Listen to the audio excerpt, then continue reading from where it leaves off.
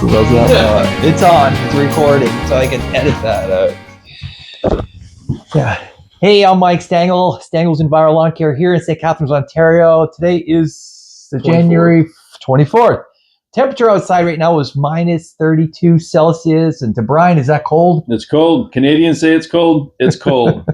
So we went out to our garden, market garden. We took a soil sample with a core aerator, or core sampler, sorry.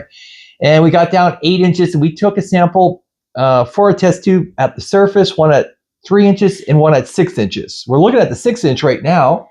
And what do we find right off? There's a nematode right then and there. Which is very nice. Looks like to be a fungal feeder or root feeder. One of the two. And Bryan Harris is from Boise, Idaho. He brought up some soil samples. What do we find in your garden? Definitely need some work. That's what we found.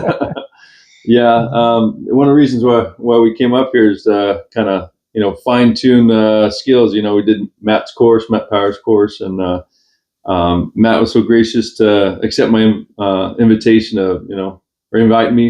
invitation to come up here and look at some of these things and just talk about soil health. And it's been awesome. But yeah, I took some samples of lawns and a garden and stuff, and try to find a baseline. And so it's been educational for sure. And what's funny, this is our second take of this recording because the first one stopped somehow. I may not have turned it on. So this is Austin, I'm Michael, and this is Bryan. And like I say, he was coming up, and he's been here for since Wednesday. Yep. And we're going over everything soil health. And I was learning just as much as Bryan, other than, as Bryan calls me, a fire hose. Yeah. You gotta, when you're talking to Michael, just a wealth of information. And he is amazing. You'll learn about Michael, and super gracious. But when things pop in his head, he's got to get it out. And but he loves this world, and the life in this world. And it's amazing to talk and to be with somebody with such passion, and it's been a great experience to learn from somebody who's talked to so many people in the space, and so it's been definitely a learning experience. I've definitely had to record and regurgitate at night, and then come up, with my snorkel and breathe again.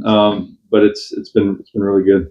We even got him into our gym here on the in the barn upstairs because he had to go up there and cycle it through. Yeah, I got to cycle it through, and I got to get away, and I was like, oh man, it's been good. Yeah, it's been really good. Then he asked to go to one of our friends' greenhouse I've been working with since last summer. And what did you think? It's great. So my passion is in ag. I've done some ag, some pasture farming and some ag growing up.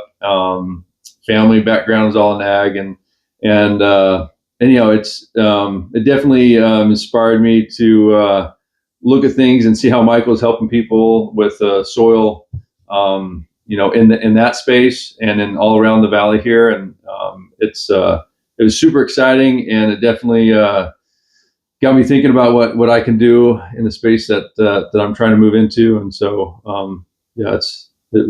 it was awesome. I was super grateful to have that experience. And as we drove around, you saw all the peach trees, all the orchards, the vineyards, and how much do we spray in this area? Oh, yeah. It's a tremendous amount of chemicals that we use here for the vineyards, especially with the glyphosate. And you get into the orchards with glyphosate. And so we were looking at our compost too, our Johnson Sioux in comparison to your Johnson Sioux. And with the DNA test that we've got, we can do bioremediation, which we can go into these orchards and vineyards, and we can actually get rid of those heavy chemicals.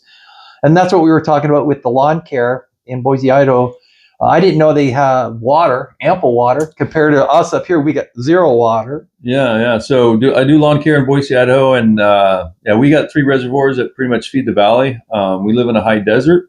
And so, but you wouldn't think so, like driving through the valley.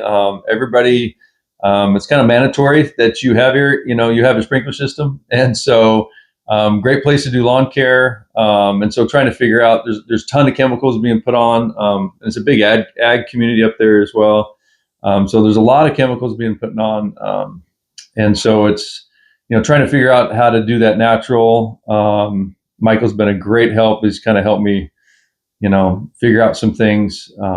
But it's a lot different than here, for sure, because we have pretty much endless water, and kind of in the desert, it's kind of a unique scenario. But and even the amounts of rain are totally different. But though you get so much more water, and what we learned from John Kemp with the boron, you need more boron than I do, because how much rain do we get here? We get about 40 inches annual. And you're getting...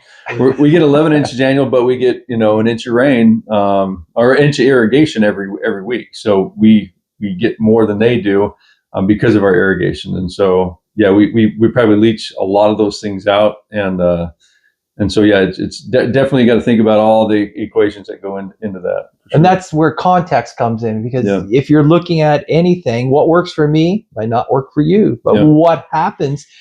We read something this morning about that. If I had one apple, you had one apple. We switched apples. We still have one apple. But if I have an idea, you got an idea. You got two ideas. Two ideas. Yep. So Jason Muck put that out this morning on his Facebook page. Thank you. Mm-hmm. And long and short, down that way, Matt, you took Matt's course. Yep. You've got the microscope. You've got the knowledge. You've got the talent. Yep. And you've got ideas. We're communicating all the time as a regenerative community, but as a global community too. A couple of weeks, actually not in a couple of weeks, on February 2nd, I'll be talking with Jerry Gillespie. We're going to be talking about lactobacillus, a lab serum. We were looking at NTS, Grain States, BAM. We were looking at your Johnson Sioux. We were looking at squid juice was another product that we're looking at. Yeah. And the squid juice we're using in the greenhouse is to help control fusarium, which we got. You found that out. We can control fusarium. Not so much control it. Yes, control it, but put it back into a check and balance, positive, put it back as an endophyte rather than a pathogen.